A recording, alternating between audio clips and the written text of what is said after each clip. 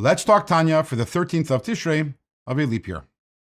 Today we start chapter 22 in Igeres HaKodesh. Chapter 22 is an excerpt from a larger, lengthier letter from the Alter Rebbe, wherein he gives guidance to people who are coming to him, the Chassidim who came to him to Yechidus for private audiences, what they should and what they should not discuss with him during these audiences. But first, let me give you a little background over here. So, the Alter Rebbe's teacher, the Alter Rebbe's Rebbe, that was the Maggid of Mezrich, passed away in the year 1772.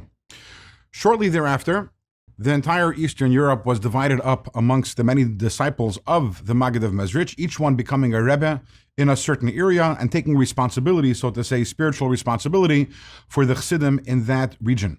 The Alter Rebbe was allocated a very large region, Lithuania and White Russia, and within a short amount of time, the Alter Rebbe had tens of thousands of Chassidim, and the situation became overwhelming on the Alter Rebbe.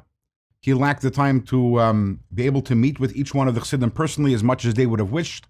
It also was very taxing on the infrastructure of the city of Lyazna, where the Alter Rebbe was, which couldn't handle the large crowds of Chassidim that were coming to visit the Alter Rebbe.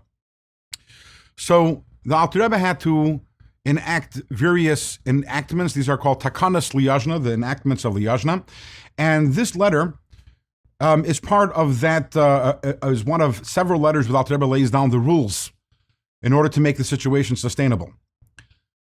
So this letter, which was written in the year 1793, again, as I'm mentioning, the letter which is printed in Tanya is an excerpt of a larger letter, and in the larger letter, the Alter Rebbe first, he starts off by actually placing restrictions and limitations of how often Chassidim could come to visit Lyazna, how often the Chassidim who come to Lyazna can come and enter and have a personal audience with the Alter Rebbe, which basically was once a year per Chassid. And then the Alter Rebbe continues and he says, even when you come into me to Yechidus, I need you to limit your questions and your inquiries to areas of Torah, if you have a question on a Torah topic, or if you have a question regarding Avodas Hashem, service of Hashem. Those are questions that I feel comfortable addressing in Yechidus. But the Alter Rebbe says, please don't burden me with questions regarding material matters. You want advice on health issues, on business issues, or whatever else may be, which city you should live in. The Alter Rebbe says, I don't have the answers to these questions because these questions are for prophets. In the times of yore, there were prophets. In the Tanakh, we find that Shaul, before he became the king, his father lost some donkeys, and Shaul goes to Shmuel, who was a Navi, to ask where the donkeys are. The Alter Rebbe says, yes, prophets were able to advise people also on material matters. But the Alter Rebbe says, take a look. Throughout history, the great Talmudic sages, we don't find that people approach them and ask them for advice regarding material matters because they're not privy to that information.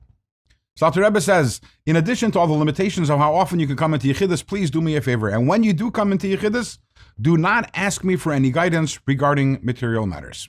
So if the Chassidim are not allowed to ask the Alter Rebbe for guidance in material matters, then when they have issues, when they have questions, when they have tsaris, when they have problems, what are they supposed to do? What is the alternative to seeking the advice from the Rebbe?